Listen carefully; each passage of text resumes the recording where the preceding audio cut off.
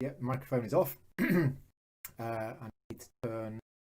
Yeah, I'll need to turn the microphone. I'll need to turn the system sounds on when Rick gets here.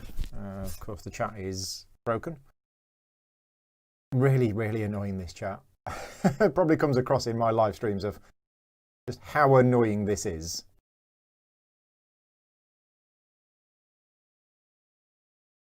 Because it is supposed to connect automatically and it just isn't doing that. Right, so what we're going to need for tonight, we need patches, nugget, don't need the Splice and Dice rulebook, don't need that, don't need Undertow. We have version 2.1 of the rulebook, which I did have a browse through and still found not very good. Still found the structure, yeah, I just really struggled with it. It's one of those rulebooks that I think is good once you know how to play, but it's not so good at guiding you through it. Right, so this is Nom. Nom is who we're playing tonight. Frodo's here, Severini's here. You'll be here. Team meeting starts in 7 minutes. Team meeting. Just play just one instead. Tell them it's team building. Right, okay. So Nugget is the one that Rick's playing. Okay, that's Nugget. Oh no, Nugget's purple. I should be playing that. Ugh.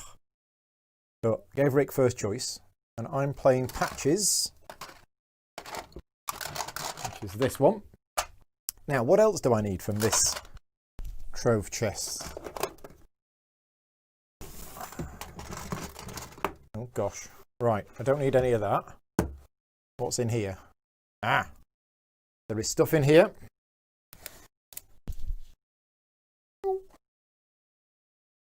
Take out the drawer and see what's here. How was Maracaibo? Yeah, it was rusty because I obviously hadn't had time to prepare. I mean, it's a really good game. I love the game.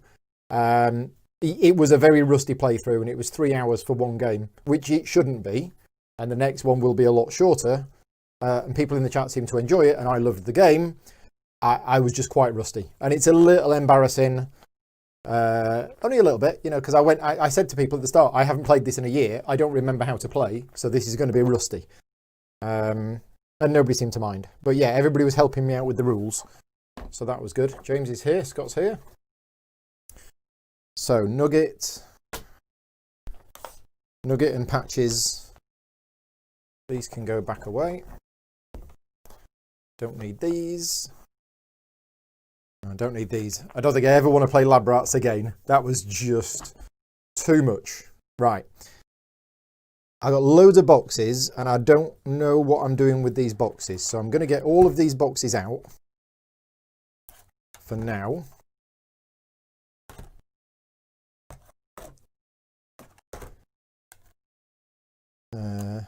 That's campaign cards. We don't need campaign cards. Although that does say Splice and Dice.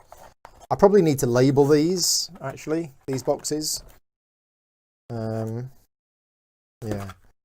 Loot. I think these are some weird promo cards, and then one got bent. Oh yeah, the special one. That got bent, unfortunately. Oh, we need dice, don't we? Yeah, because the whole tracking your day on the chip doesn't really work. Encounter cover card, we'll need that. Day counter card, yeah, that's the bit that doesn't work properly. Same problem with Cloudspire. The dial, there's just too many different notches on it. You need the base game encounter and loot cards. Yeah, I just don't know. I don't know which is which, so I'm going to get them all out for now. Let's put that back there. Oh. Right, dicey trazes. I'm going to keep all of them on camera for the not on camera. I'm going to keep all of them out for now because I don't know which ones I'll need. And also, oh gosh, I'm not sure which ones of these I'll need as well.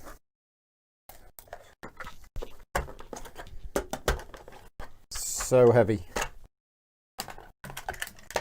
There we go. Right. Put that back in. Okay, right.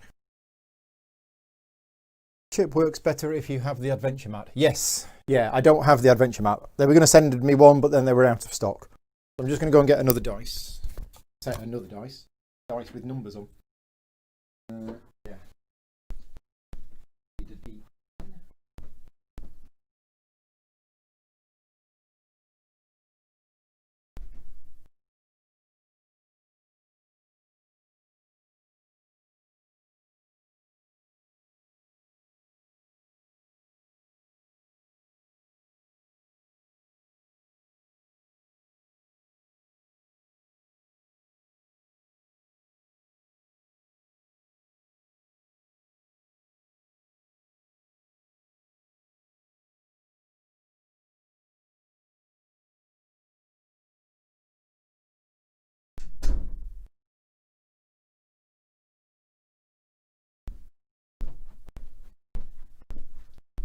I think a D12 will be enough. This game is a beast, yes, and this is only some of it. That's the scary thing. Right, Rick's probably going to be online about now. I'll boot up Skype. Rick, are you going to phone me on Skype? Yes. Let's call him on Skype and get him in. Oh, Skype is now installing itself. There must be a new version or something.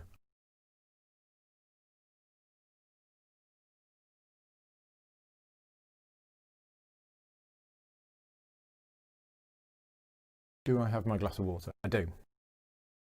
James has heard of the game, but don't really know anything about it. Right, so this is going to be a very rough playthrough with me and Rick learning how to play.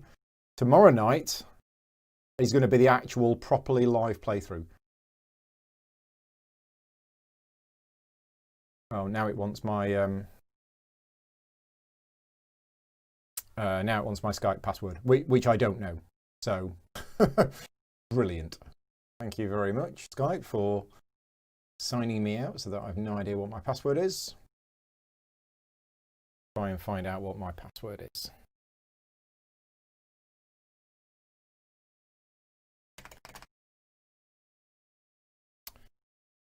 Yeah. Oh yeah, Jaffa Cake 1. Of course, nobody would ever get that.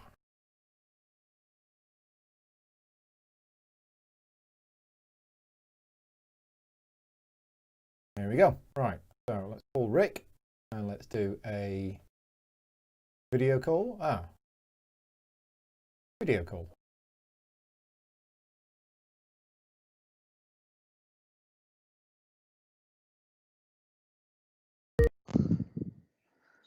Hello, hello. Hello, hello. You can hear me all right? I can. Can you hear me all right? Good. Yeah, can hear you fine. The chat's broken. Oh. Didn't take long. No.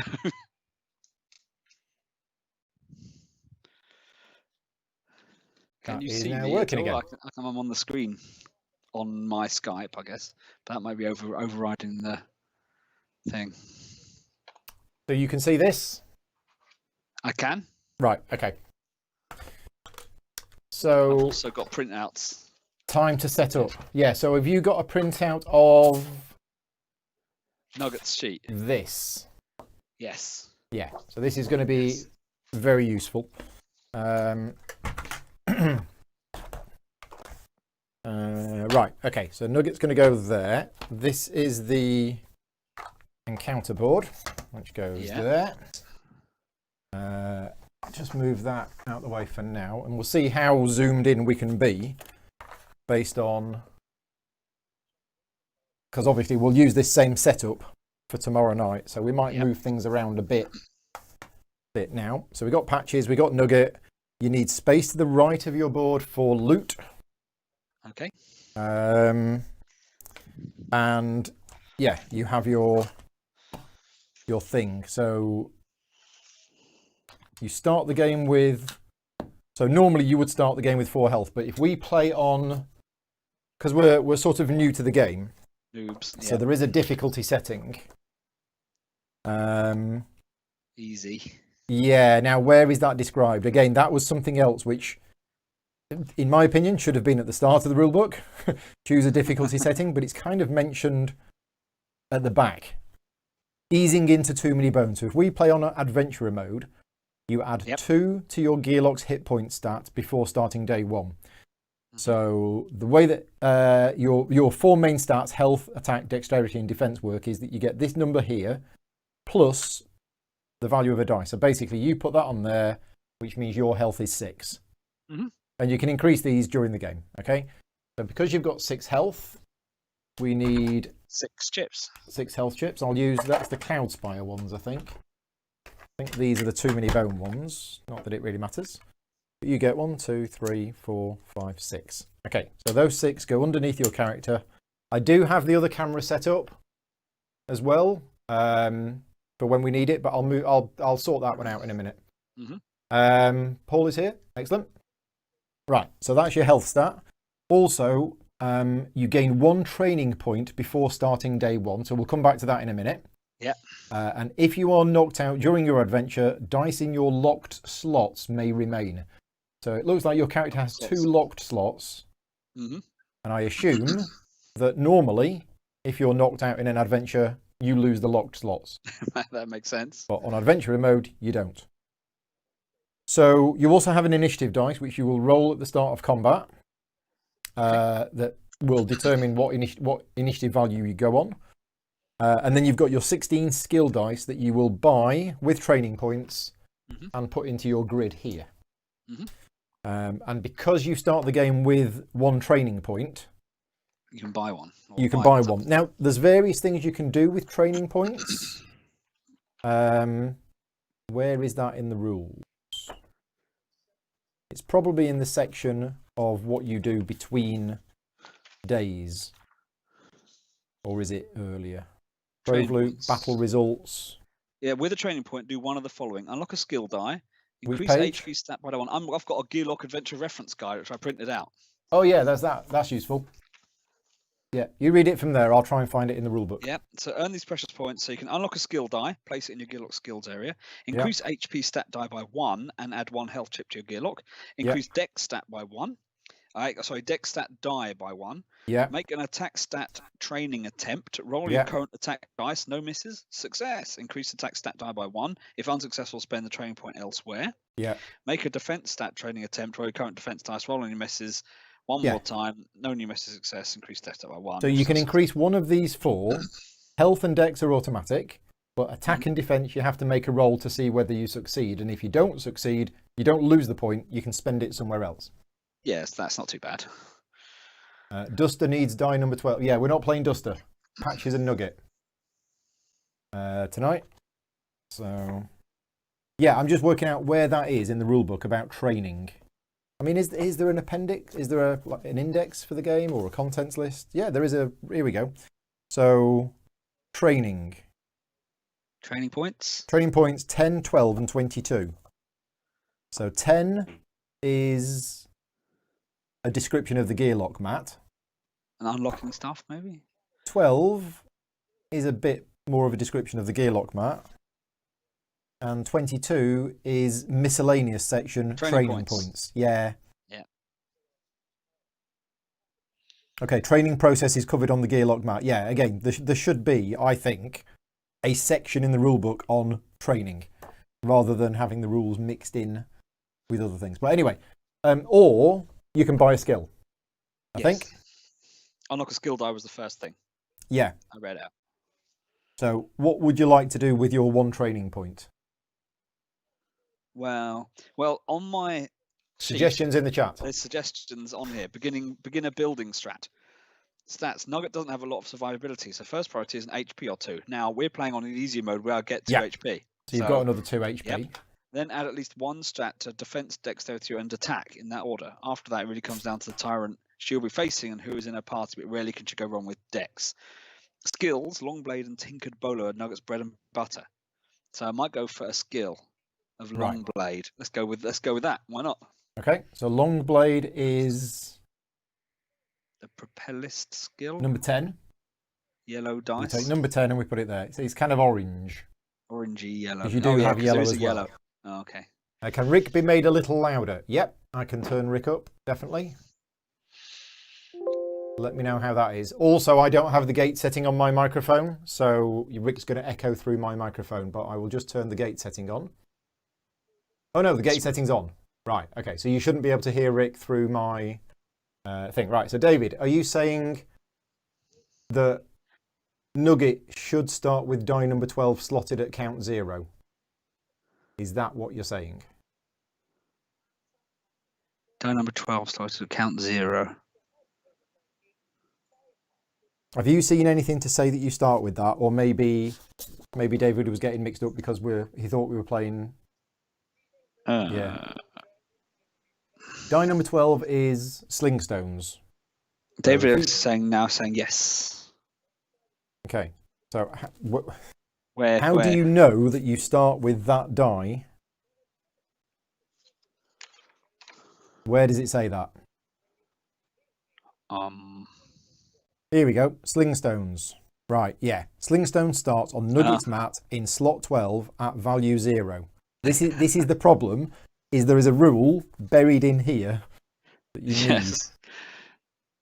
Yeah, it'd be nice if it had how you set up this hero. It will remain on her mat for the entire adventure and is used to track your Slingstones count. They are needed in order for Nugget to use attack dice against a non-adjacent target. So you're actually using a sling. It's a sling, right? Yeah, with stones. Okay, it makes sense. When targeting a non-adjacent, right? Okay, so you've got no Slingstones at the moment. Yeah. And you've bought Longblade. Right, so that's your character setup done. My character setup. What other bonuses did we get for playing on adventure mode? Is it just 2 HP and a training point? Yeah. Okay. So patches. Where's my thing? Here we go. Scott says, look on the other side of the sheet. Does it have a star? Other side of the sheet. It's all circle. Circle starts on Gearlock mat. Oh wow, that's really hard. Yeah, okay. Okay, yeah, it's got a faint yellow circle around it. Oh my god, on my printer I can't see that. Yeah, there is a circle around it. Yeah. Right, so I get 7 health. Wow. Okay. 1, 2, 3, 4, 5, 6, 7. Again, this is one of the games. Once you know your character, once you've played it a couple of times, you know it and you get used to it. It's just getting that far. Okay, what am I going to spend my training point on now? My sheet says, well, first of all, do I start with anything? No, nothing circled, so I don't start with anything. Right. It suggests for me a dex and another attack die are my first priorities. After that, look at hit points before going back to more attack or dex. Skills-wise, medkit first, then nutrients for more sustainability, or toxins to help the party do damage. So, yeah, Patches just starts with his good looks. Yeah, he's a bit of a looker. Yeah, the question is, do I up one of my skills?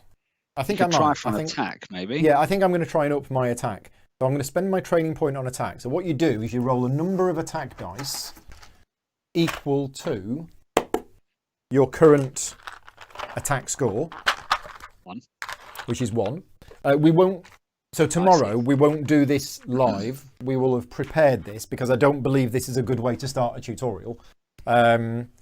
Yeah, we will have already prepared our characters and spent our training points, and then we will explain how you spend them when we get more of them. Yep. So I'm going to roll for this. If I get a bones, I have to spend it elsewhere, which I didn't. So I now have 2 attack. Cool.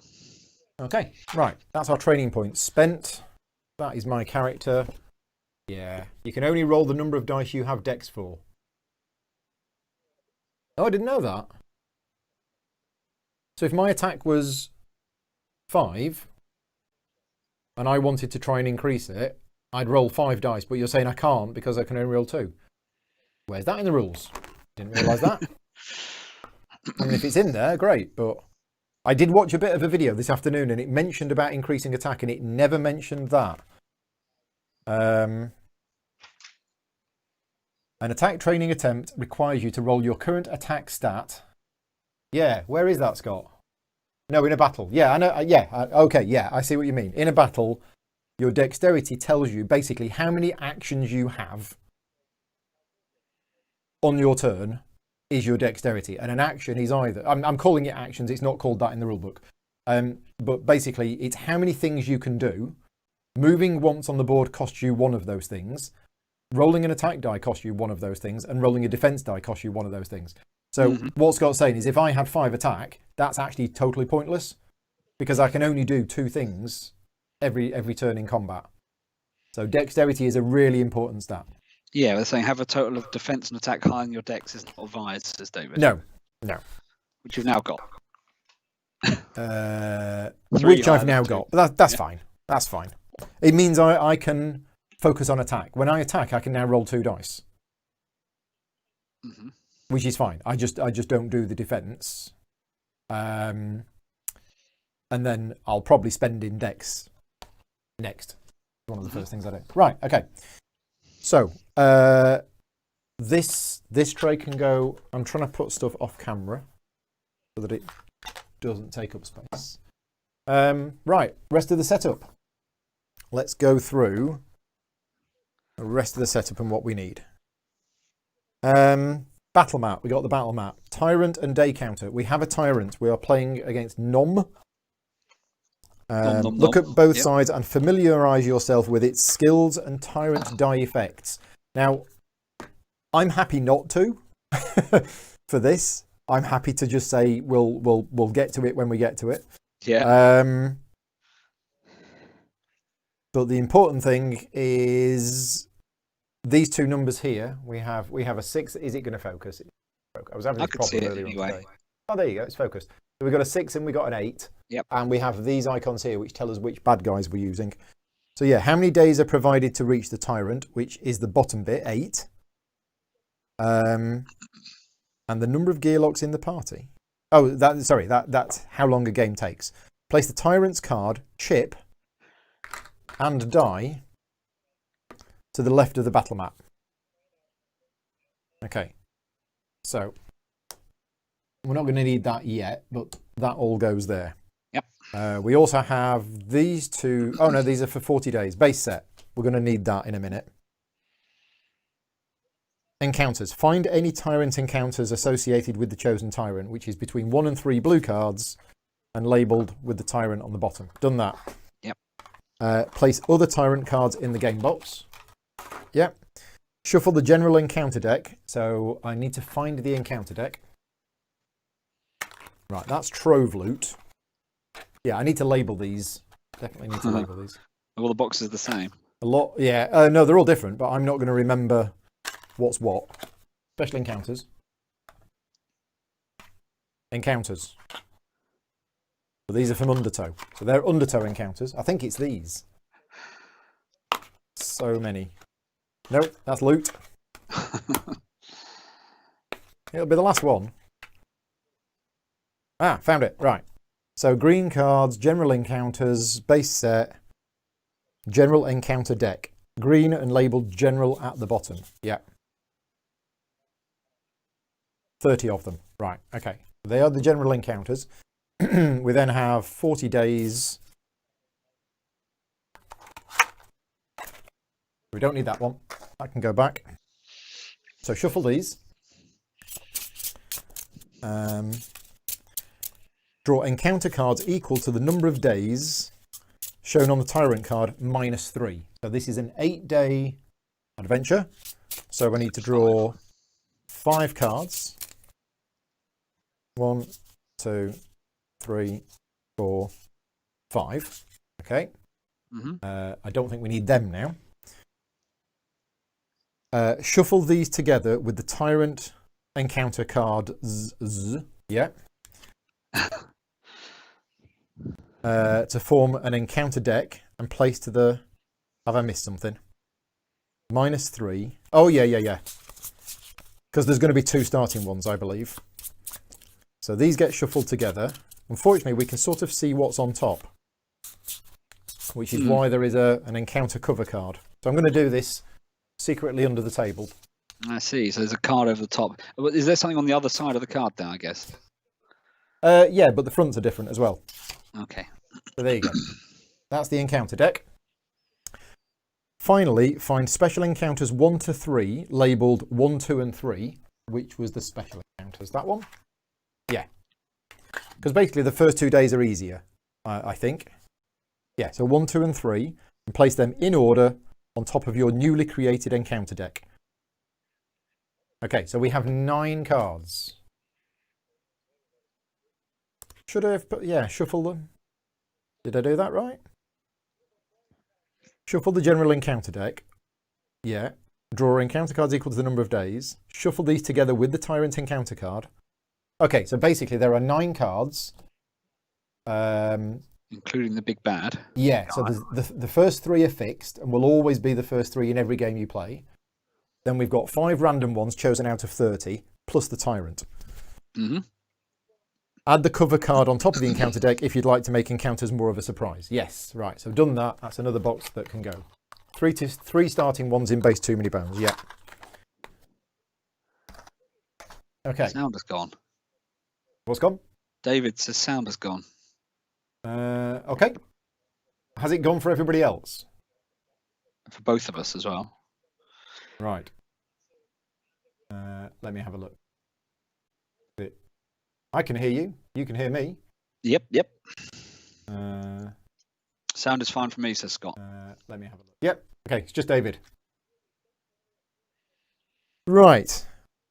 Loot and Trove Loot. So shuffle all loot and Trove Loot cards separately and place both decks chest side up to the right of the battle mat. So that's all of this. Scott says there should be just base set cards for the loot and trove loot as well. Yeah. Now, how do I know? The back of the card? Bottom of the No, card? the backs of the card are all the same. Right.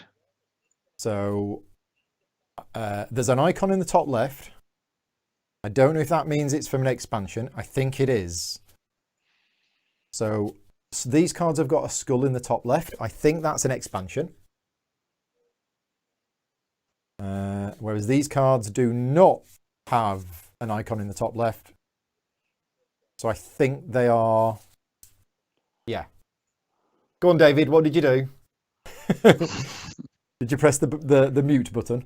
Skull is undertow. There we go. The skull is undertow, is it? Okay, I thought the skull was...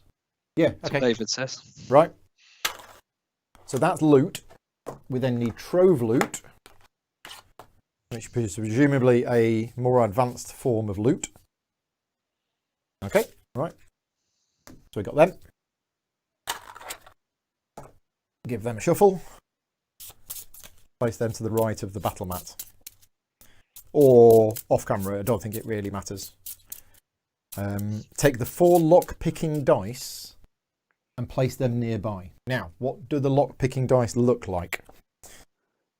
They've got there's rolling things on them. Lots of dice in this game. L, T, and F, and a funny one. Right. And because I've got undertow as well, that means I've got 2 sets of lock-picking dice. Right, here we go. And that's something I've never done in any game I've played. I've never done the lock-picking rules. So... Have you found something locked? No, I don't think I have. Okay. David scrolled down with his mouse wheel to get to the chat Probably and shoved the therefore volume right down. reduced the volume. I've done the same. Baddies. So, using the baddie type icons, trolls, orcs, scales, goblins, bog, and beast, shown on your tyrant card. So we're using trolls, orcs, and scales. Find all of the baddies of these types. Yeah. Now, thankfully, with these new stickers, this should be relatively easy to do, depending on how I've organised these. So here we have ones, trolls. So what do we need? We need trolls, we need orcs, and we need scales. Now, these might have some of the expansion ones mixed in. I'm not going to sort through them now. I'm just going to say when we draw one that's from an expansion tonight, I'll get rid of it. But between this game and tomorrow's game, I'll go through them. sort out, yeah. So 5-point baddies. I love the fact that they're called baddies. Baddies. This I is thought that was this just you calling them. Yeah, it's Chip Theory Games' kind of style and sense of humour, I think.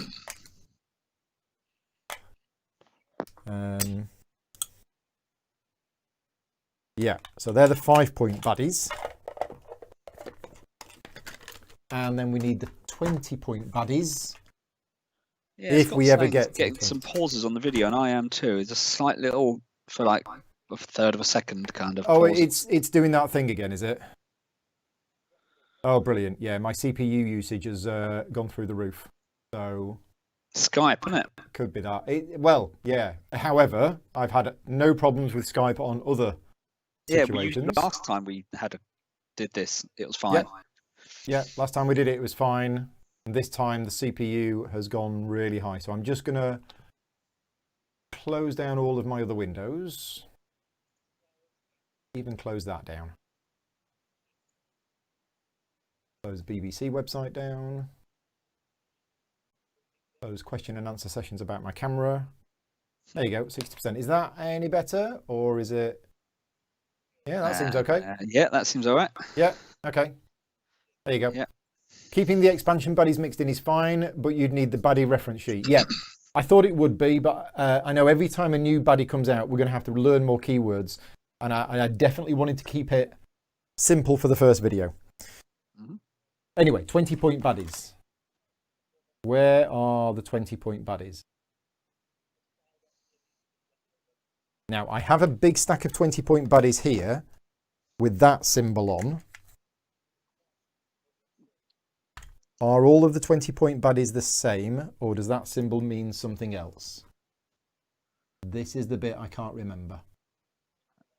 Yeah, David says the border of the chips makes a difference. So the base game baddies have a black border, Undertow is blue, and 40 Days have silver. And oh, right, okay, that's good. So yeah, are the 20-point baddies always the same? They don't have types on them. Oh, they do.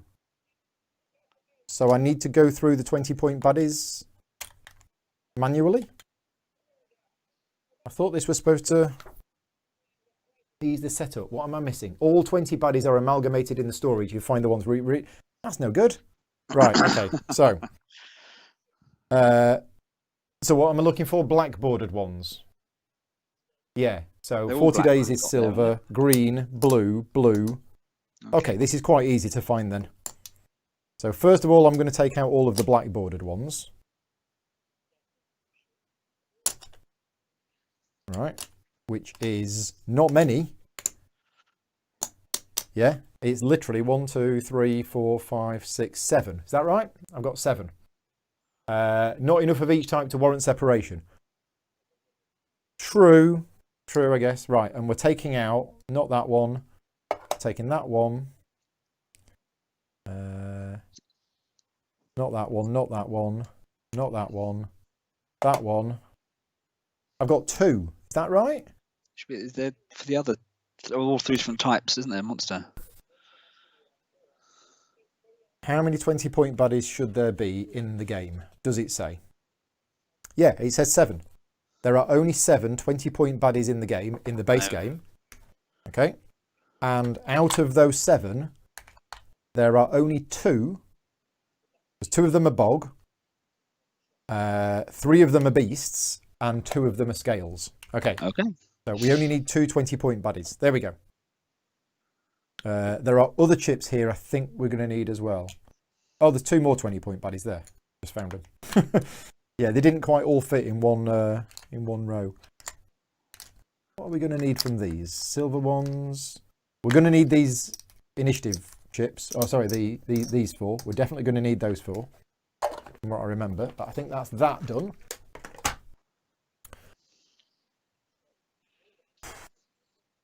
Right. What's next?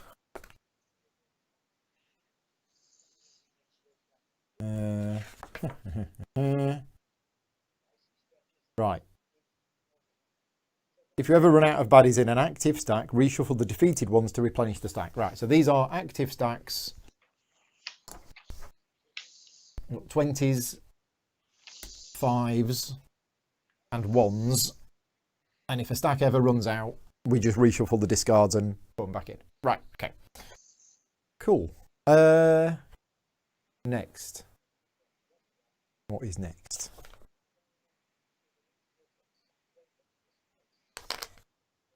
keep knocking my dice out of these trays. I might have to just move them over to that way. Okay, where's my... I'll zoom in a bit more. Okay. Next, gearlocks. Each player chooses a gearlock and places their selected gearlock mat, gearlock chip, with starting health chips, initiative die, and stat dice as shown. Yep. Adjust mat placement to your liking based on party size. Place gearlock reference sheet nearby. Yep. Mm-hmm. You've got yours. Mm-hmm. I have mine. Below the battle mat, make pools of attack dice, defense dice, and effect die. Yeah, that's these. So these are the attack dice. I'm not sure how many of those we need. These are the defense dice. And then we'll need a generic D6, and we'll need some of the effect dice depending on what we put on. Like bleed and things like that. Place the 4 lane markers. That's these. These go above the battle mat as shown. Okay, don't think that matters. I'll just put them there for now. Do the same for the 4 baddie initiative dice and health chip stack as shown. Baddie initiative dice. Is that one? Yeah, okay. I can leave that there for now, surely. Baddie health chips. Oh, no, I know which ones it is. Yeah. It's the initiative dice that correspond to the colours of the initiative tokens, which are here. It's these 4. Blue, yellow, green, purple.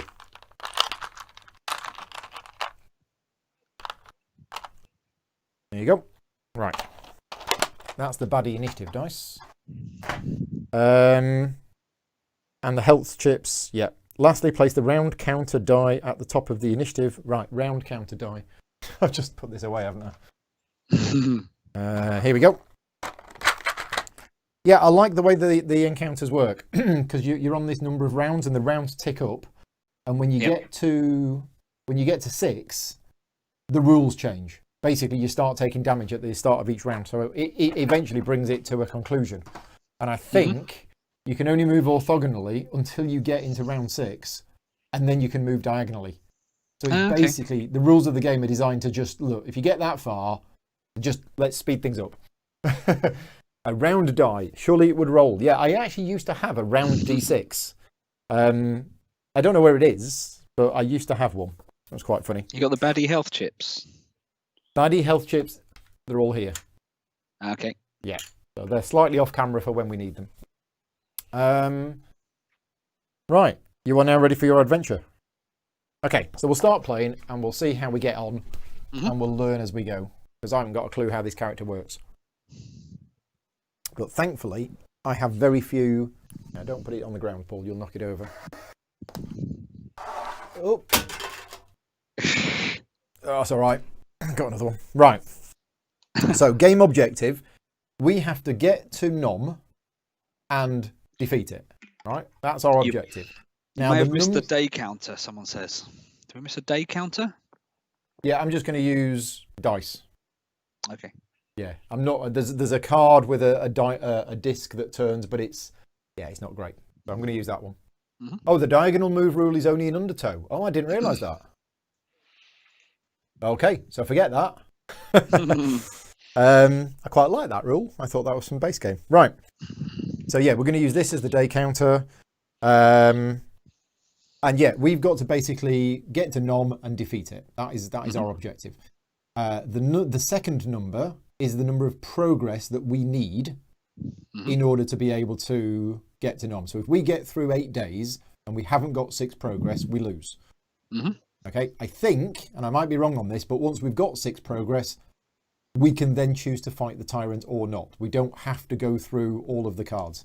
I might be wrong on that, but somebody in the chat will tell me. I want to level up first before we go, kind of thing. Yeah. So yeah, the objective is to take down the selected tyrant. You must earn enough progress points to do so, and you must strengthen your gearlocks along the way. It's a little bit like Mage Knight trying to take on the final cities. You know, you need to level up your character first. Let's Progress points and training points will be earned through daily encounters, which is the encounter deck. These situations will provide your party with choices that result in either peaceful outcomes or battles. So we have a new day phase. There's basically 4 game phases. This may be on the reference Adventuring Guide. Yeah, adventure routine is here. So we have a new day. Rotate the day counter 1 day. Skip this for day 1. So we are on day 1. There we go. That's it. That's that phase done. Nice and easy. Phase 2 is the encounter phase. We draw an encounter card and read it to the party. Are you ready? Yes. This is your first ever game of Too Many Bones, isn't it? It is. You know, it's a lot of people's favourite game. Yes, and it looks like my game as well. No, doesn't it? you're not going to like this. just tell yourself, if I ever want to play it, I can borrow Paul's copy. Exactly. Because this is very expensive when you get into it. Right. Okay, leaving Obendar. I don't actually know the backstory of this, but I don't really understand what a gearlock is. I kind of want to read more about it.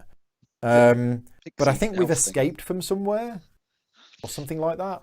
David and Scott, tell me where I can go to read flavour and backstory about this world and what a gearlock is. Where's the best place to go? Not now. The Chip Theory Games website, maybe? Yeah, it's probably all on there.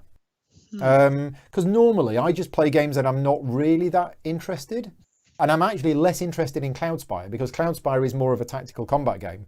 So although I like the world that they've created, I'm not that interested in reading anything about the background of it. But this one, because this is more of a roleplay type thing, I kind of got an inclination to understand who gearlocks are.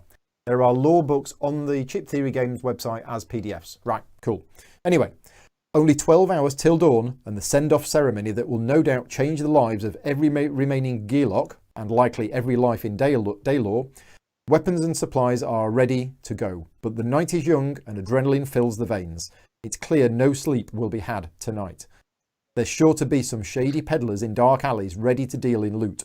Then again, some last-minute training could play a nice dividend by morning. So, what to do? What to do? If your party has earned enough progress points, you may instead challenge the tyrant. Okay, so you can. So at the start of the day, if we've got enough progress points, we may challenge the tyrant instead of drawing an encounter card. Now, it doesn't tell us we flip it over, but I think we do. Yeah, we flip it over. Right, so here is the encounter card. You probably can't read that. No, I haven't got my secondary camera. Oh no, I can use this one. Because this auto-focuses really quickly. But the light's the other way around. So it does. Yeah. It's not at all. No, it's not at all, is it? Why is this one not focused? There you go. There you go. So we have a choice. We can either squeeze in some last-minute self-improvement, and if we do that, we get 2 training points. Or we can shake down a shady peddler, at which point we get 1 training point, but each gearlock in the party may draw a loot, draw 2 loot, and choose 1 to keep. Ooh. So each gearlock in party may draw a loot and choose 1 to keep. So that... Should we get some loot? Well, that wording alone has already got me confused. If each gearlock in party may draw a loot and choose 1 to keep... That's 2 loot, doesn't it? Oh, so it's 2. I couldn't read it. Right. No, that makes complete sense.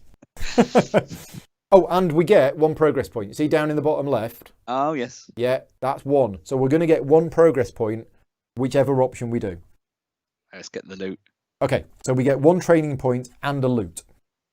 Now, that progress point is supposed to go there. Okay. But actually, I'm going to track progress on the D20. No, in fact, I might track it on a D6. Yeah, I'm going to track it on this. So we've got 1 progress. Okay, there we go. So yeah, so I'm going to increase my dex, which is an automatic thing. I'm going to try and increase my defense. Okay, so when you increase your defense, this is a bit different. You roll a defense die. Roll any misses. So yeah, roll any misses 1 more time. No new misses success. You actually get 2 chances. And the reason for that is on the attack die there is only 1 bones, whereas on the defense die there are 2 bones. Okay. So that's the reason for the different rule. Nugget draws an extra one as per her innate power. Ah, yeah, your character has an innate power. Thank you, David. Forgot about that. Anyway, you roll and you get a bones. So you roll again and you get a bone. So unfortunately, you can't increase your defense. Okay, in which case I'll increase my... There's not much point increasing my dexterity yet then, is there? Because that would be 4, but I've only got 2 attacks and 1 defense. You do have 2 attack and 1 defense, yes. You could train in another skill. Get another thing, so I could get the other things. You could get Nugget's dagger. So the arrows on this sheet mean you have to have this one before you have the next one. But if there's a star, the star means it's the start of a chain. So the other one it suggests I get is Tinkered Bolo. Apparently. Oh yeah, you could have that as well. Both of them lead to Nugget's dagger. I'll get Tinkered Bolo. That's what it suggests I get in a build. So let's do it. Right, there you go. Right, so we've done that, and we now get loot. So you've got an innate ability, which is called Treasure Seeker. Mm-hmm. Which says, whenever Nugget draws loot as an encounter card reward, draw an extra 1 and discard 1. I'm going to draw 3. Yeah.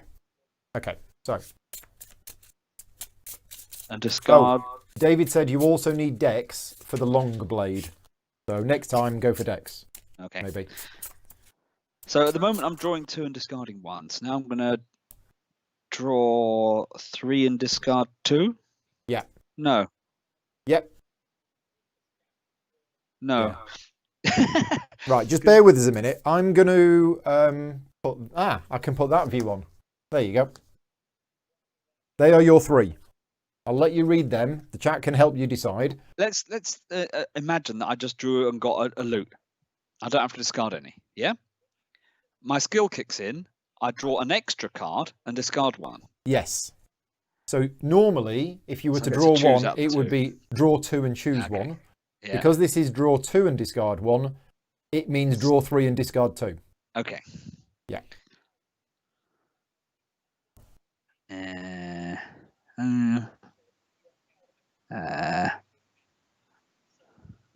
I don't have any my dice that I've got aren't consumable, are they at the moment? These 3 yellow dice here are consumables.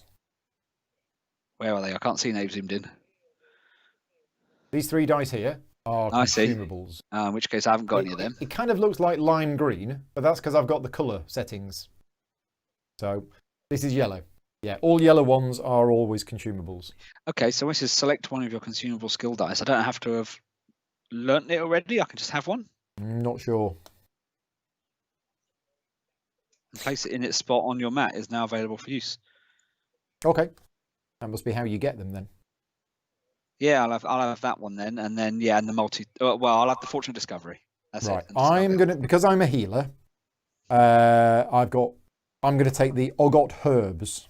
You're gonna take the Fortunate Discovery. Yep. So I think this is a single use. So yes, which consumable would you like? Well, let's use the Sling Stones. Let's get some Sling Stones. Well, no, you've got the Sling Stones. No, but I haven't got any of them. Yeah, but 0. This allows you to select one of your consumable dice and place it on your mat. That is already on your mat. Oh, okay. So I don't think you can use Fortunate Discovery to get Sling Stones because you've already got it, even though you don't have any. So you can either have Scrambler or Gem Decoy.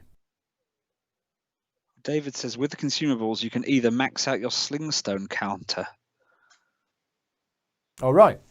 Where's the rules for that then? See back for details. Slingstones. See back. Back of Nugget. Slingstones are needed yet. Fortune Discovery loot maxes the skill to 5 when used. It says at the bottom of the Slingstones text. Does it?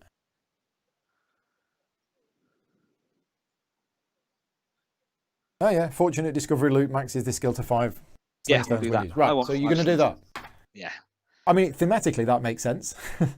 Found a bunch of stones. You've now got 5 Sling Stones. I've got the Ogot Herbs. And you can see in the top right, this says 3, 2, 1. So while it's like that, there's 3 uses. When I use it, I turn it to 2. When I use it again, I turn it to 1. And then when I use it again, it goes. That's clever. So yeah, it's a clever way. Although I don't like cards at 45-degree angles. Looks weird. Right. So that is the loot. That is done. That is zoom day out again. one. Oh yeah, zoom out. That is day one, I believe, in the pan. So that was the new encounter, draw an encounter, resolved, success, got the progress point. Right, rewards phase. Oh no, we got the rewards phase. Done that. Training points. Done that. Recovery phase. Right. So in the recovery phase, we can trade loot with each other. But you're not having my Oggot herbs. I'm going to have it because I can heal you. So I'll have this. So I've got the. Well, I keep myself you can alive. heal yourself. Yeah. We can make a lock picking attempt on a trove loot. Is that all of this? We don't have any. No, we don't. I think you do all of this.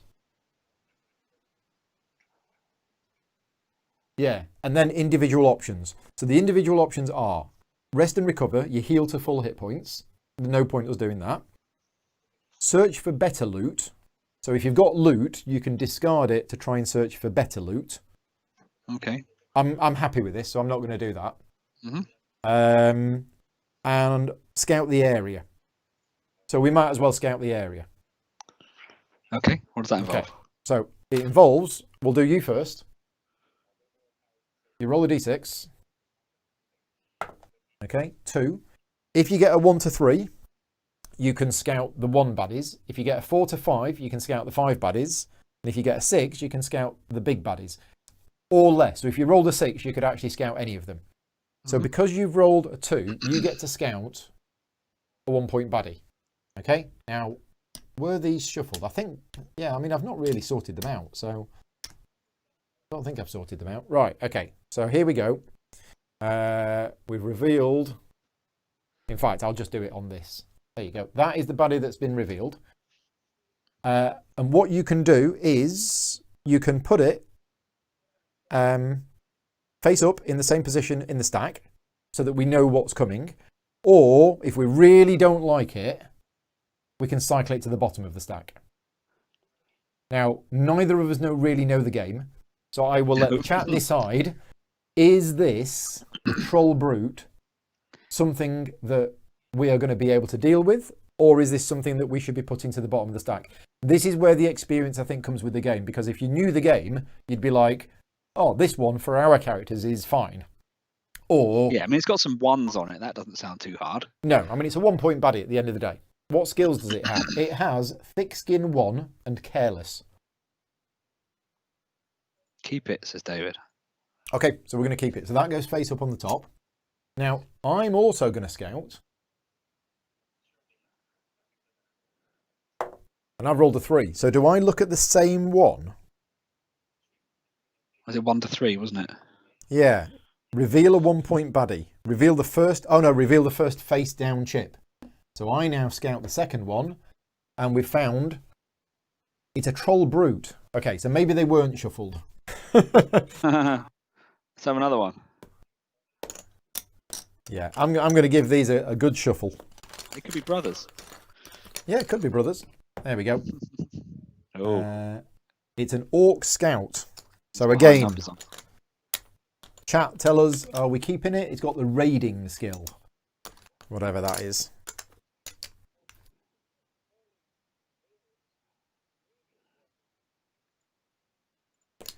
Are they called skills in this game?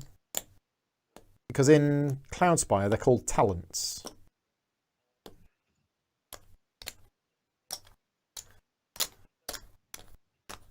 There we go. Give them a shuffle. What are we doing with that one? Are we putting it on top or on the bottom? Who knows? I'll put it on top for now and we'll let the chat decide. Right, that is it. That is the end of the first round of the game. See, easy. Done. Not had a combat yet. So now we go to day 2. So we advance the day counter. Day 2. Keep it. Right, okay. Encounter phase. We don't have enough progress to fight the tyrant. So we are on special card number 2. 15 steps into the journey. 15 steps, and already a gearlock boot is struck through by an arrow. Luckily, no toes were killed. Teeth are clenched and a painful tug is made while looking around in embarrassment. Yow! Now, sufficiently ticked, it's time to return the favour to the ominous figures at the edge of the woods. A commotion breaks out atop the city wall, interrupting all thoughts. Guards have now spotted the brazen intruders and are notching their arrows. Their help is at the ready. Like it or not, this adventure is underway. So there we go. They are... Use this camera again. You can see that? Yep. Okay. So we can either hail the guards for help, which means we have a fight. You can see we have a fight because there's a crossed swords in the top right corner.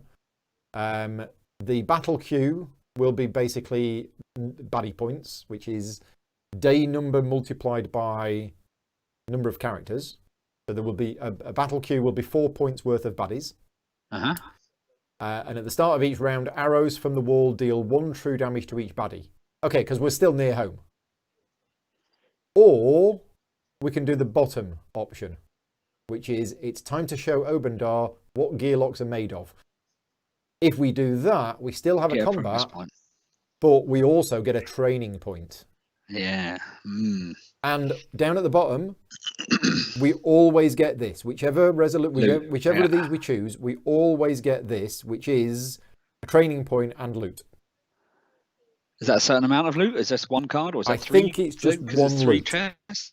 Each gearlock draws 1 trove loot. Oh, it's trove loot. Yeah. Oh, no, it's not purple. No, it's not. It's black.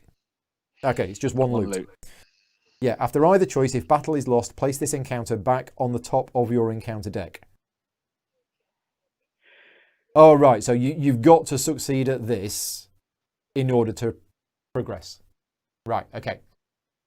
What do you reckon? Do you want a training point, or do we get the constant damage? I mean, it suggests for beginning first-time encounters to get the constant damage. Oh, recommended for first-time adventurers. Yeah, but we're playing on the easy setting. And we've got help in the form of chat. Yes. So I think we go with the second option. Get a training point. Now, when do we get that? Now? No, it's a reward. Or do we get that at the end? Yeah. It's an extra reward. So we'll get 2 training points. We will, if we succeed. Should we go for it? Yeah. Okay, right. So now we go into combat. So I'm going to put that card to one side. Change camera? Change camera. Right, encounters. So it's not a tyrant encounter. It's, okay. So now we go to baddie chips, backup points. 4 BQs, you said, didn't you? Yeah. Yeah, it's the structure of the rulebook. There's a load of front-loading information, and then right. In battle, baddie turn, battle setup sequence. Here we go. Most of the encounters result in a battle of some sorts. BQ, baddie points, part of setup. So the battle queue, every battle must start with the creation of a BQ that contains the baddies you'll be facing for the fight. To build this, you must refer to your encounter card and then assemble a stack of baddie chips using your active stacks. Except for scouted baddies, which are face up, the BQ should always be assembled face down, so the baddies are unknown before the battle begins. Also, when creating the BQ, greater point baddies should always be placed higher on the stack than lesser point baddies. Right, so BQ baddie points is a short way of saying you need to create your initial battle queue by calculating your baddie points, which is the current day 2 multiplied by the number of gearlocks 2. So the battle queue is made up of 4 baddie points. Okay. What we do is we draw baddies to equal the baddie points using the highest ones when possible. So if it was 6, it would be a 5 and a 1. Yep. But because it's 4... It's 4 ones. It's 4 ones, okay? Don't forget to factor in any other encounter requirements or skill modifications. Yeah, okay, so stack them. E.g., 2 1-point baddies and 2 5-point baddies would be 5, 5, 1, 1. Yeah, so the higher ones always go at the top. So this is the BQ. Other times, baddies may be added to the BQ after it's been created. Okay. Okay. Right. Battle setup sequence. Now that you understand the BQ basics, let's go through the battle setup from start to finish. Trigger before battle effects and skills, such as Tantrum's innate rage. Okay. Use the encounter card instructions to build your BQ. We've done that. It's 4. Place the top baddie from the BQ in its appropriate lane and battle mat position. So the appropriate lane, you've got melee or you've got ranged. This is melee. This I is guess. melee. So Yeah. it goes on number 1. This next one is ranged, so it goes on number 2. And also it's hit points, lane marker, and initiative die. Right, so yeah, we're using all 4 of these. We need this, which I think goes underneath it, because they're going to move around, and health. So this has got 3 health.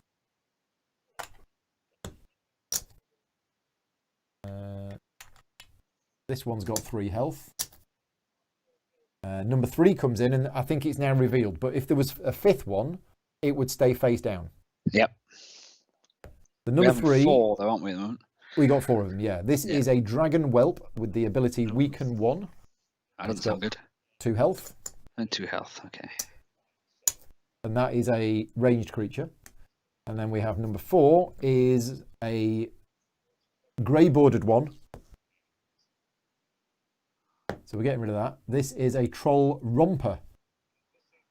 Ooh. 3 health, number 4, and it's melee. Okay, so that's where this camera might come in better. Right, let me just fiddle around with this a little bit. Depends how much damage we're going to be doing. If we're going to be doing like 2-3 damage a turn. Yeah, there you go. I think that might be better, so you can actually see the Yeah, that's not bad. the health of them. Right, okay. So we have the 4 initiative dice. That's there, that's done. Roll the party's initiative die. So we roll all of ours. Do we roll for the bad guys as well? You'd assume so. See page 17 for more information on battle placement and INI. INI. INI dice placement. Baddies have their initiative indicated on their baddie chip. Ah, right, it's here, it's fixed. Right, so number 1 is going on initiative 1. So they don't roll them. Theirs is fixed based on the type of baddie it is. Number 4 is going on initiative 2. Number 2 is going on initiative 4. Number 3 is going on initiative 5. Right, so that's them. And then we roll ours. Okay, so I'm going on initiative 3. You're going on initiative 4.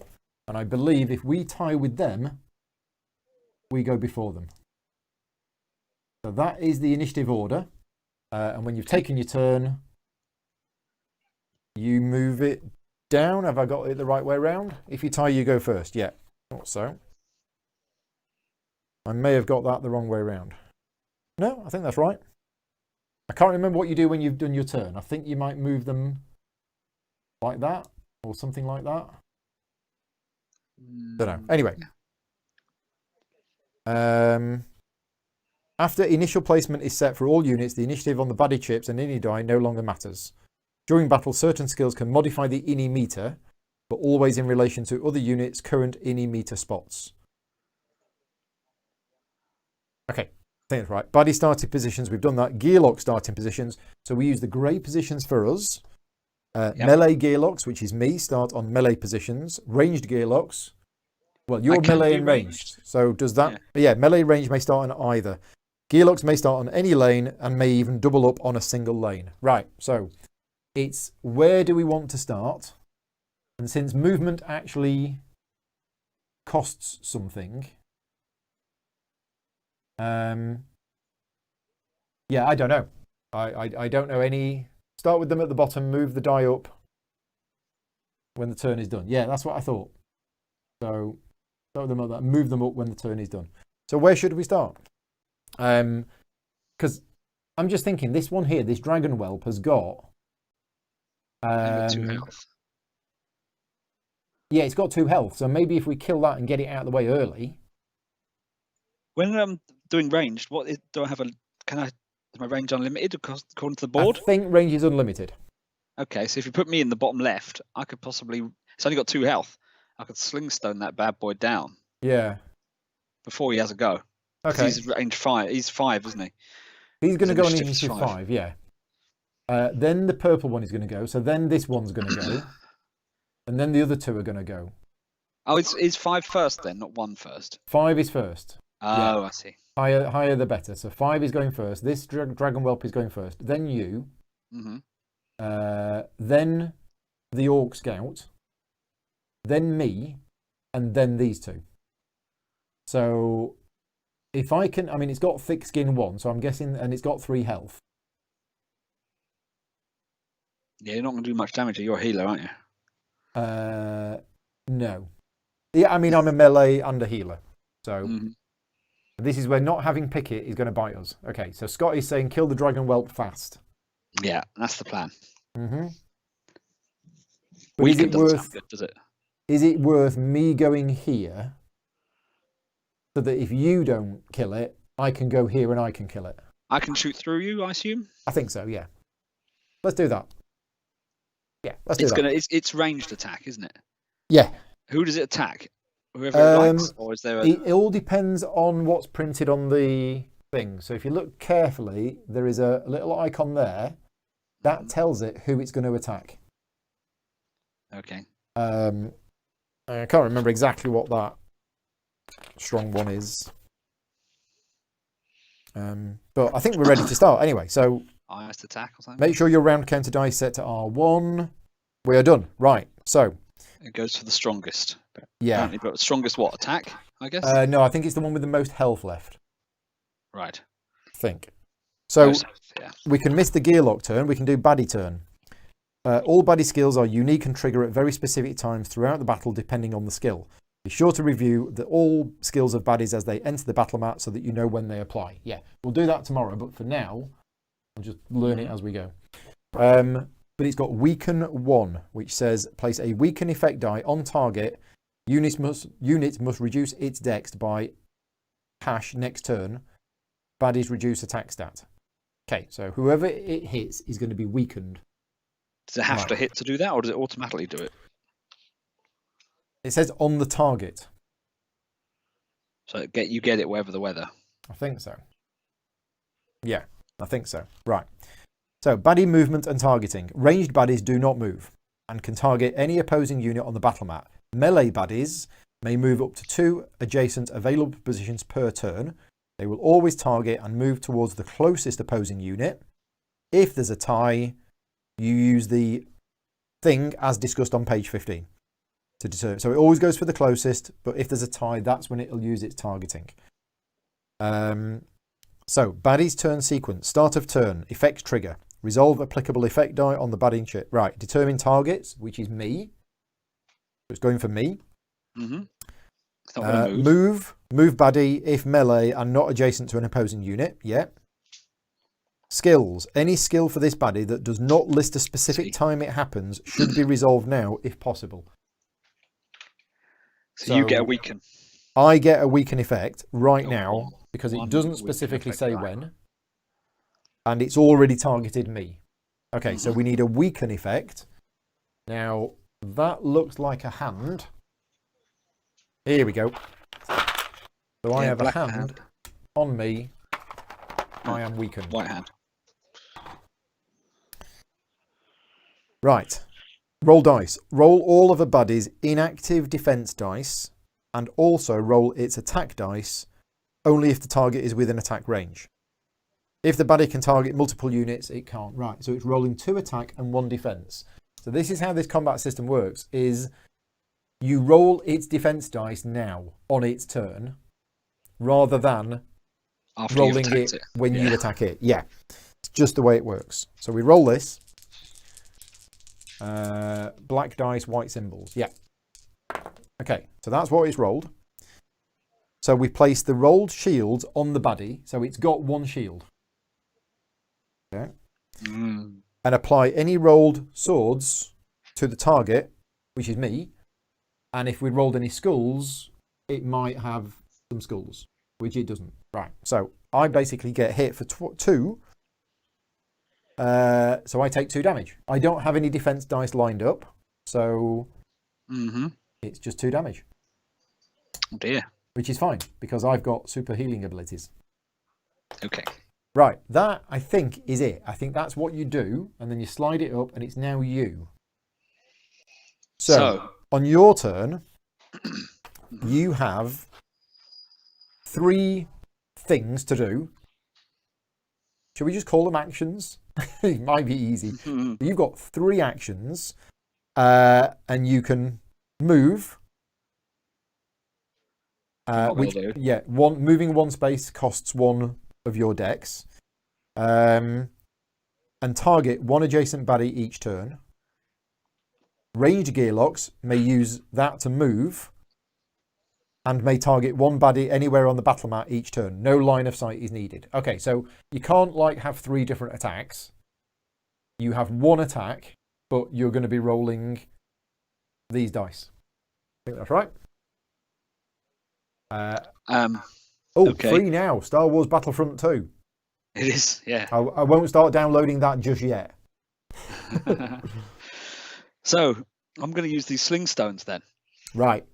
So talk me through how you think this works. So reading this says Slingstone starts on the when targeting a non-adjacent baddie, she must downtick the Slingstones die by 1 for each attack die rolled against this target. Oh, okay. 2 attack dice would require 2 attack stat, 2 dexterity, and 2 Slingstones.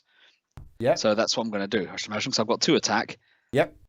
2 dexterity, 2 Slingstones. Yep. Now I cannot roll more attack dice than available Slingstones.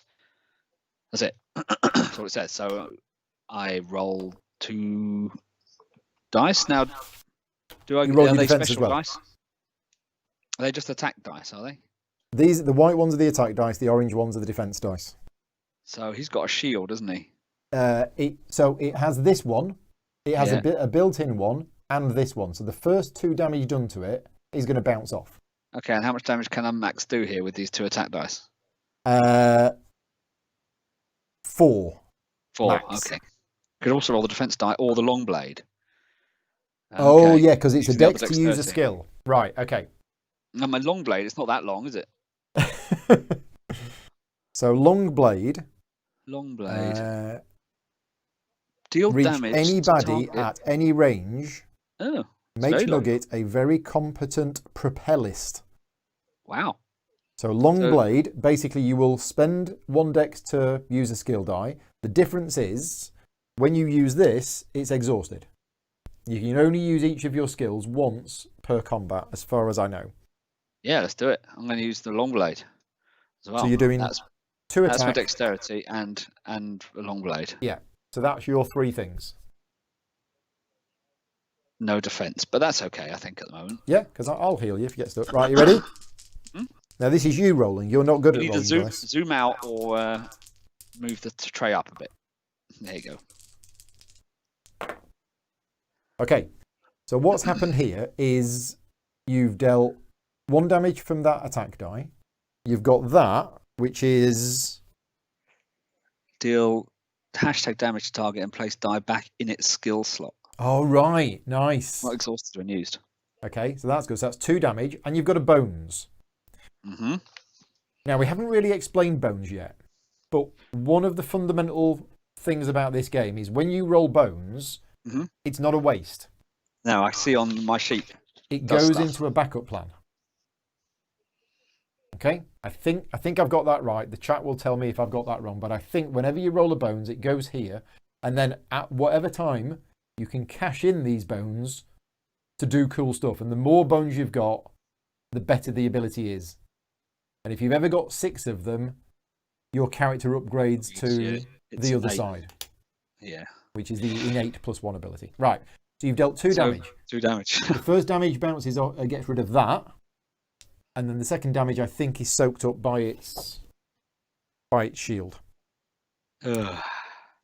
Yeah. Because it went first. Is that right? I think that's right. It seems right. Resolving the roll, resolve target damage. Allocate any active, locked, and backup plan dice. Use your backup plan. So... That's it. Yeah, I think we've done that right. I just don't know where in the rules that is, but I think that's how it works. Here we go. You on 5. the sheet as well? The Gearlock Adventuring Reference Guide is on there. Yeah, that's the problem. There are some rules that are just on there. Oh, the shield says how many dice it rolls. So it Of doesn't have course. one. So you extra, have you done know, 1 damage. It isn't I've done 1 a billion. damage. Yeah, I'm being stupid. Yeah. Oh, Okay. cool. There we go. Oh, if only I rolled another one. That's a shame. Yeah. Right. Yeah. Thank you very much for that. I got that completely wrong. I think you're done. Yeah, I think I am. I think that is your turn done. Now, if you want to read your reference guide for what Collect Stones does, Yep. because you can do increases my that. sling stones by 1. Oh, my dice tray is broken. Oh dear. To be fair, you're not supposed to take that. I've dismantled an existing dice tray to make a smaller one, and you're not supposed to do that. And it's yeah, it's kind of broken it a bit. Anyway, Get right. some glue on that. So that's you done. So Yeah. now it's this one. So this is an Orc Scout with the skill Raiding. Raiding says. So again, range. Do you have to be like in a straight line? No. It Just can hits hit anything anywhere. anywhere. Yeah, okay. Okay, Raiding is not on here. Raiding. It's on the Gearlock Adventuring Reference Guide. Again, it gets 1 extra attack die for every additional Orc type baddie. But it's not on the. It's not on this one that I'm looking at. Baddie skills and encounter terms. Oh, I might have a new version. I printed off the one from the website. It is on mine. Okay. That's Under, weird. Mate. under rage and above recover. I don't have rage. Or recover? I don't have recover. Yeah, I mean, if you've got the collective one that's got everything on. Potentially. No, Yeah, it looks I'm very just similar to thinking. the one you've got. No. Look, can you see on Skype? No.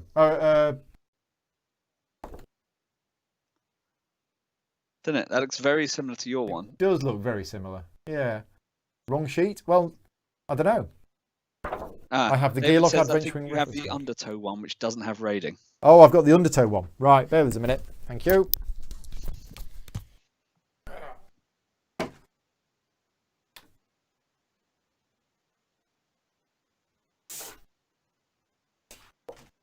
Here we go. Get that one. Okay, right, we're back. So, meanwhile, raiding. The unit gains 1 extra attack die for every additional Orc type baddie on the battle map. Well, that's brilliant because we have no That's other what I Orcs on there. No. That's perfect. Right, so it's going for me because I'm the closest. And it's rolling 1 attack die. So that's fine. That's it. Yeah. It Now, missed. I don't think they do anything on a bones. No, I don't think they do. So that's it. It's done. Good. I go. So I'm going to go in and get rid of this Dragon Whelp then, I guess. Yeah. So my Now dex is 3, but it's actually reduced by 1 because of the weaken. Mhm. So my dex is only 2. So Move is I 1, Oh, attack 1. my innate ability. I recover 1 hit point at the start of my turn. Yeah. So I move 1, and then I attack 1. And that's it. That's all I can do. And hope for the best. And hope for the best. Yeah, absolutely. As David said, get the splice and dice sheet. Well, no, if we're just playing base game, I'll be all right with this one. So 2 decks, then the weakened die is reduced and removed. Right, okay, so that comes off now. Thank you. Yeah, and that's Yes! Yeah. So 1 damage, Take that, dragon. gone. And I think that just gets removed and discarded and... Yeah, okay, sorted. And that's me done. Right, now it's this one. This is a melee one, so it moves 2. It can't get to me. So... where does it go? Does it still roll its defense dice? Oh, it hasn't got any. No. I think it goes 1-2. I think that's where it goes.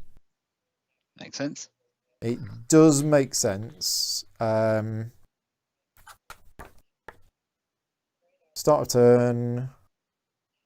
Baddie movement. Moves 2 adjacent available positions. It will always target and move towards the closest opposing unit. Now we were both closest, I think. But it's the moving it route there is with the equidistant fewest to us available anyway. positions. So it can go 1, 2, 3, 4 to get to both of us. So it doesn't actually matter in this situation, but I think it's going to target.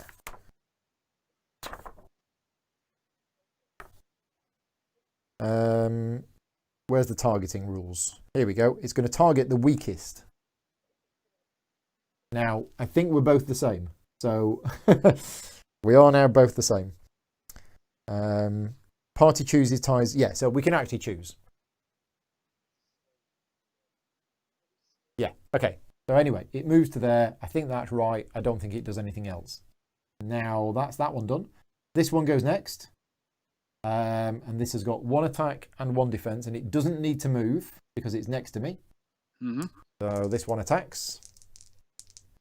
Okay, so 1 damage and a bones. So I take another 1 No damage. defense.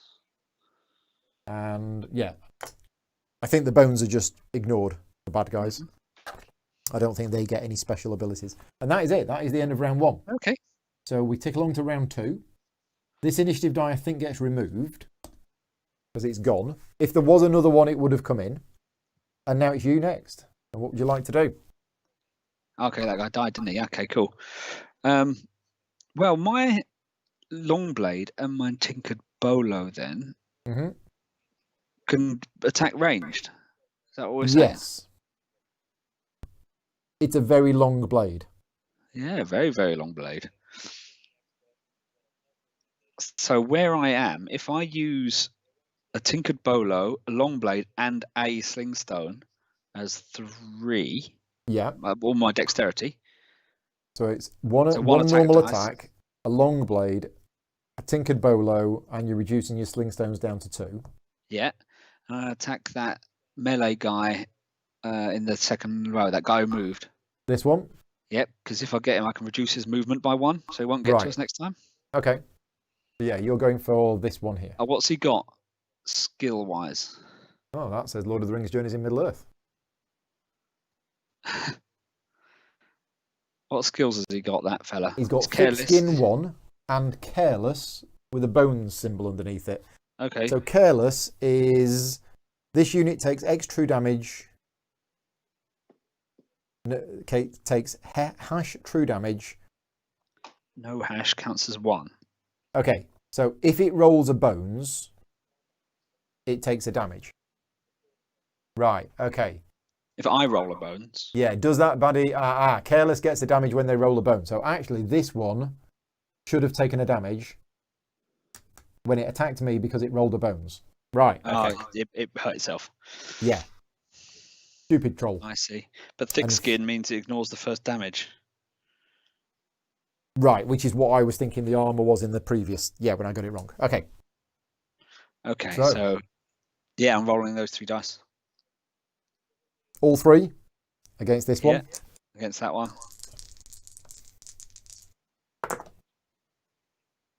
Okay, so you got Nice. the 2, you got an extra 1, and it comes back to you.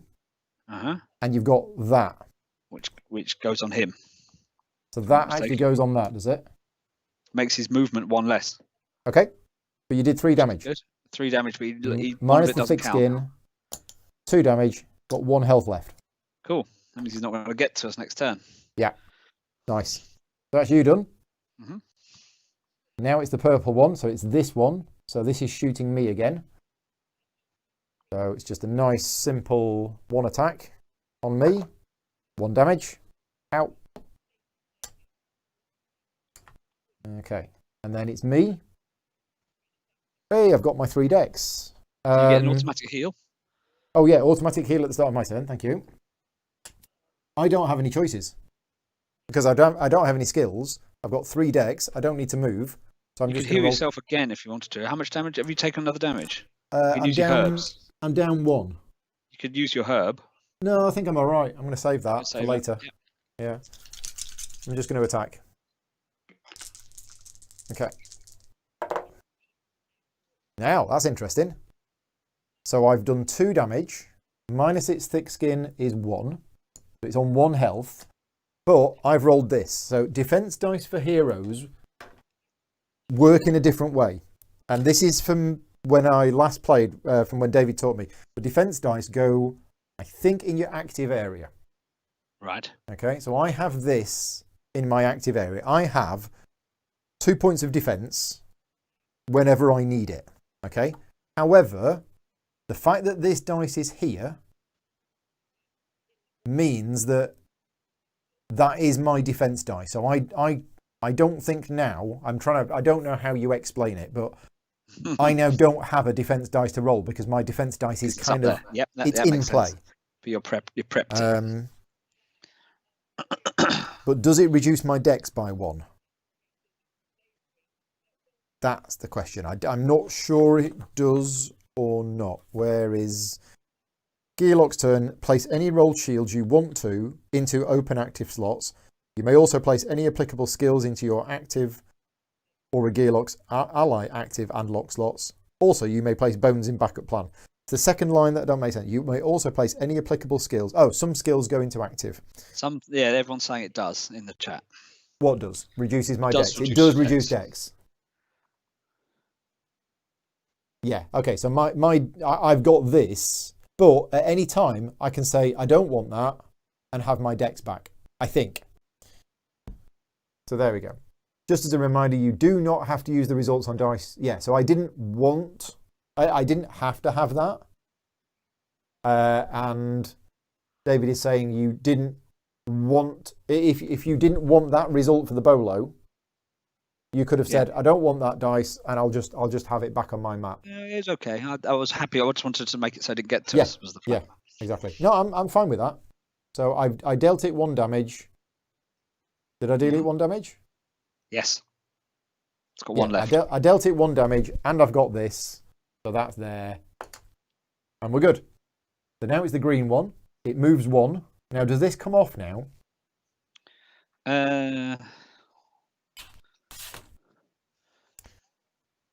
Tinkered Bolo. After auto movement for you or your target for the battle. Okay. Plus mod does not. Yeah, really bad contrast on this. For the battle. So I assume that means it stays there forever. Yeah, it's on it. It's wrapped around its legs. Yeah, it's right around its legs. So it moves to there and doesn't attack. So that's it, done. So if it had a defense die, would it roll that defense die now, even though it's just moved? I don't know. Roll dice is what it does according to the turn sequence. So yeah, I'd assume so. Right. So the troll brute is going to attack me. Right. So it deals me 1 damage, and then it's clumsy, so it kills itself. Okay. So that's good. Falls on its feet. That it's gone. And the 1 damage for me, I can say I'm going to use this. But if I use this, I don't get change. I think. Again, there's a lot of stuff that I'm just sort of guessing here from memory last time. Baddie movement, roll dice, resolve the order.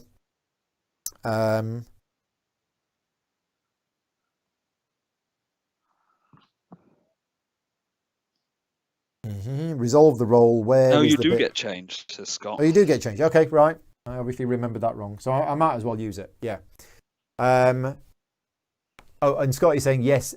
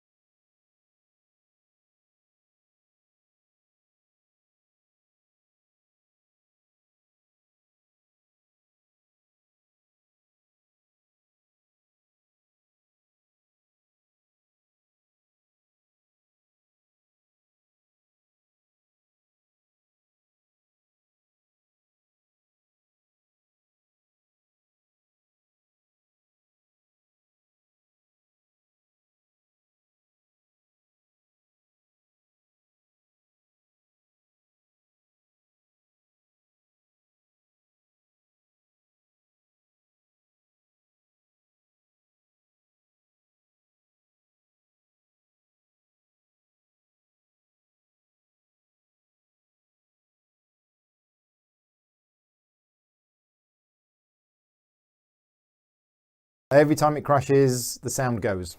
Thank you. Right. We're back. So, We're back. Rick, what were you going to do? I'm going to move 1 and then attack 2 with my 3 decks. So move me up 1. Do you need to move? Well, if I want to do a normal melee attack without using my stones, I need to be next to it, I assume. Oh, I see what you mean. Right, yeah. So you're moving 1 and attacking 2. Yeah, I forgot you're melee and ranged, aren't you? Yeah. Okay. 2 damage. Minus So the it thick takes... skin. Dead. Yeah, it's dead. Cool. That's what I was hoping would happen. Okay. Now, your Bolas, I believe, is exhausted. That's all right. Yeah. Okay. So that's you done. Now it's the purple one. It goes for me. Or does it go for me? Because we're now both 2 away. But is it only diagonal in Undertow, did you say? Yeah. So ranged baddies do not move and can target any opposing unit. Ah, right. So it actually goes for the weakest, no matter. Forget what's close. It can hit any of us. So it's going for me because I'm the weakest. Okay. Why Cat the just weakest? came. Andrea's cat just came home full of snow. Excellent. I take a damage Why are you the weakest? because Out I've of got health left. fewer hit points. Yeah. Yeah. Which you can see just about from there. Okay. Right, so that's it done, and then it's me. Well, I've got 3 decks, so I go 1, 2. Oh no, I've only got 2 decks Why have you only got 2 decks? because Oh, I've got dice. this as an You can lob active it. dice. You could have used that to stop the damage given to you a second ago. Oh, I could have done. Yeah, silly me. Right, and then at the start of my turn, I heal. Thank you. I was being an idiot. Right, which means I've now got 3 decks. So I go 1, 2, and I'm going to hit it for 1. Now we've not hit this thing before, so I'm not going to kill it. It's fewer true health. You can still be weakest if you are buffed. Okay, right, yeah. 1 damage. Okay, done. That's the end of round 3. Round 4. What you gonna do? Well, I could long blade it and You use a sling can. stone. Let's just this is the only thing we're gonna be playing tonight, isn't it? This isn't the full game we're gonna be playing. So We're not going to be let's- playing the full game, no. let's double sling stone and long blade it. Okay, so 2 attack and a long blade for your 3 decks. Yeah. Putting your sling stones down to 0. Yeah. Is 3 damage. Blam. It's dead. Long blade goes back. Yeah, long blade is ranged. It's long. There you go. Done. And that is how a combat works. Now, at the end of combat, we do need to go through what happens. Remove all dice from each Gearlock's active slots and backup plan. Now, you could have used your backup plan first. Oh, do you lose it? You can't save it over between things. Yeah, okay. you can't save it. In which case, give me a sling stone. That's Is it what I just did with 1 for 1? One sling stone, yeah. What if you had more? It does other things. No. Could you collect stones? What I'm saying is if you had Oh, I see. 3, does that mean you can collect 3 stones? Can you do multiple things? Or I guess so. You Let's use just one have and then it- the other 2 have moved down. That's how I would imagine it. Yeah, So let's just use have one, then the other 2. use your bone Pauless.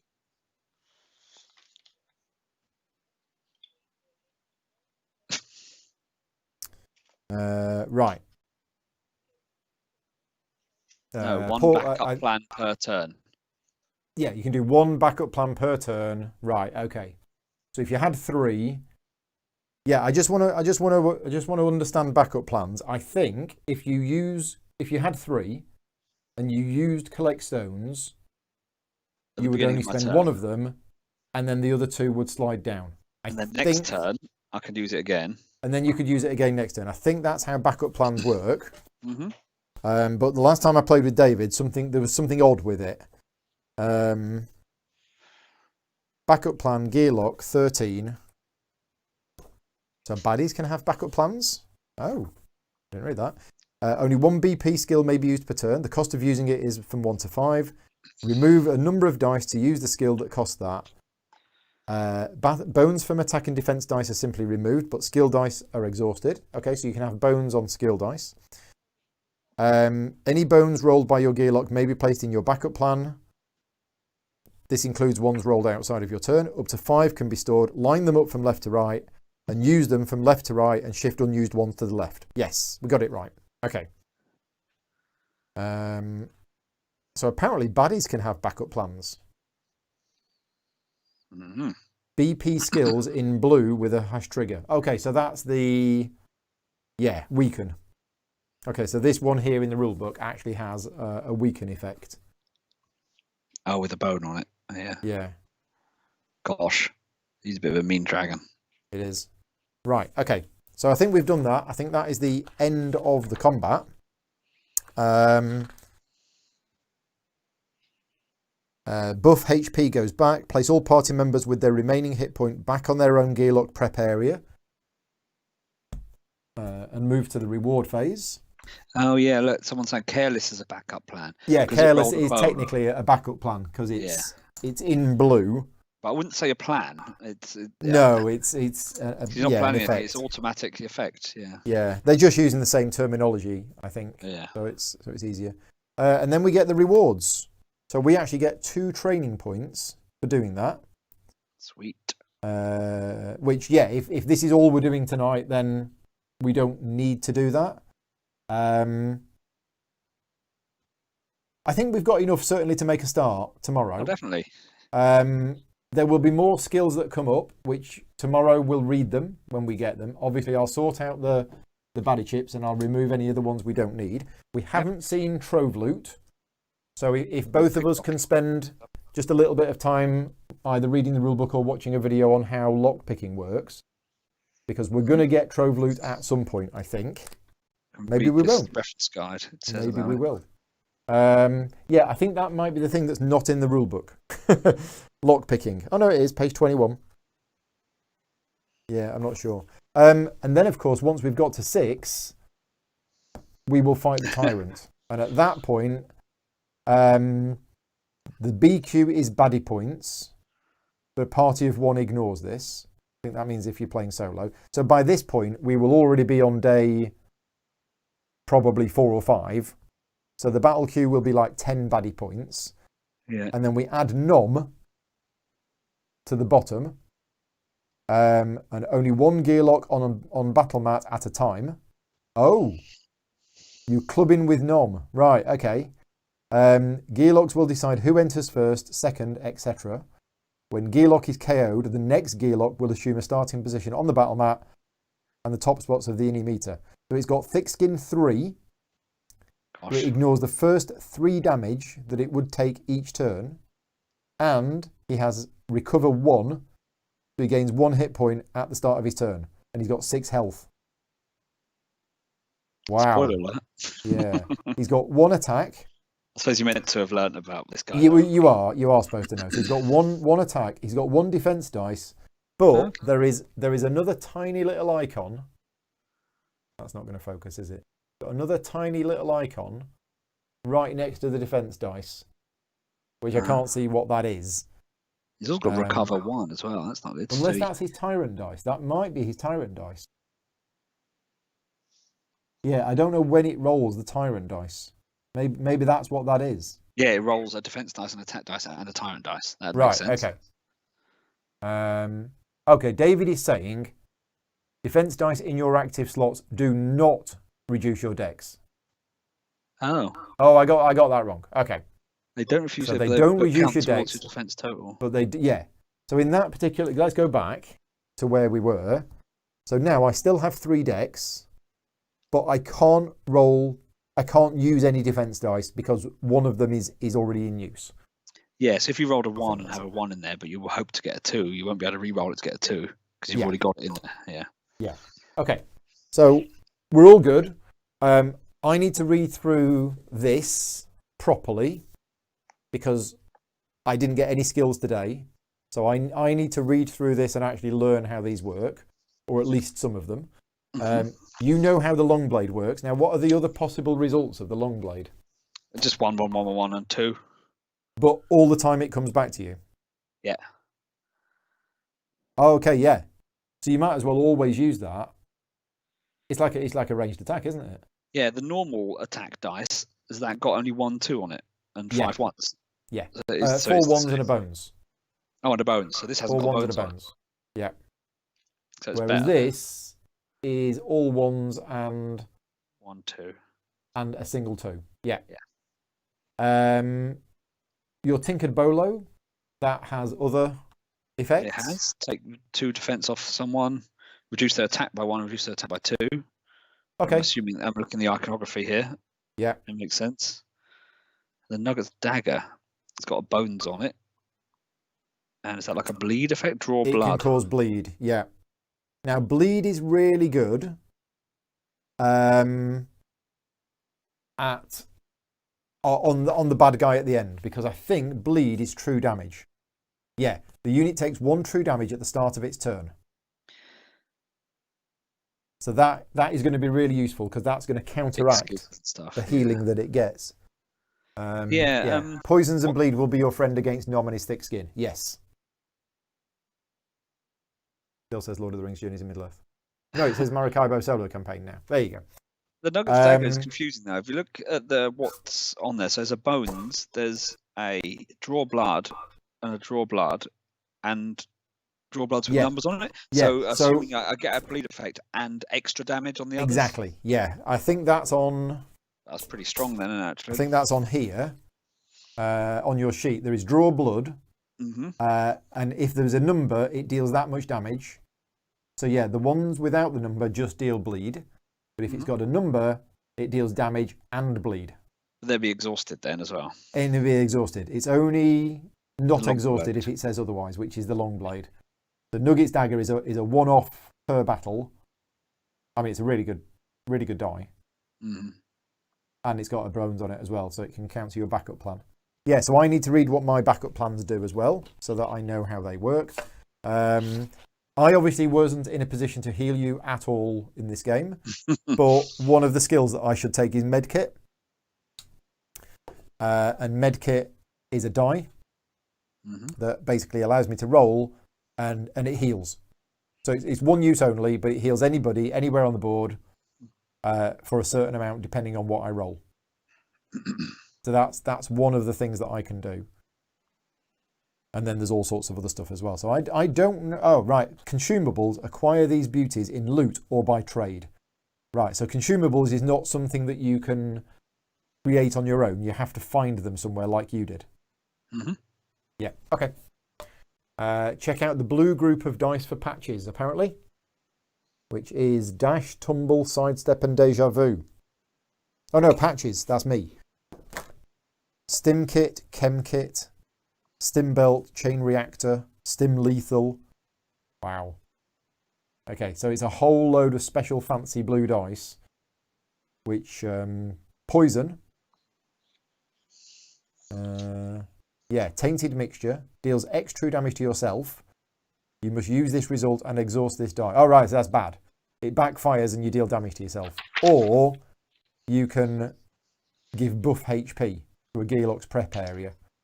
Could you do me a favour and send a photo of Nugget's playmat to me? You don't have the playmat, do you? No. Okay. Well, do you want to just... I could take a photo of the screen or screenshot it. Just take a screenshot. Take a screenshot of that. Just for those arrows of what skills go where? Yeah. Done. Yeah. You do a screenshot of that. Done. Right. Okay.